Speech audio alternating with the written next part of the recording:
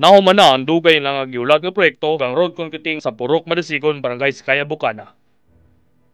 Ang proyekto nga nagkandidat sa 2,951,521.78 nga gipunduhan sa lokal nga kagamanan sa Dakbayan sa Dapitan. Ang proyektong road concreting kaabot sa 190 metros ang gitason, 5 metros ang gilapdon ug 0.20 ang gibag-on. Kini nga dakong kausaban makatabang og dako sa mga residente nga makahatag kanila og mas luwas ug mas hapsay nga paagi sa pagbiyahe. Saysay ni Kapitan Joe Sardani sa Barangay Sikaya, Bukana.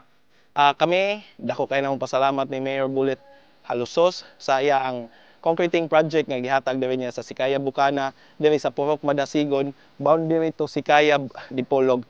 So, kani nga project dako kay nagi hatag og komportable og kahayahay sa ato ang mga dumuduong og mga giay diri sa ato ang barangay.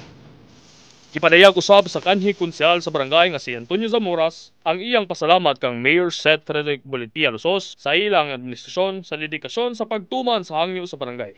Ako na tuod si Antonio Zamoras, usa ka konsehal sa niaging administrasyon uban sa among kapitan.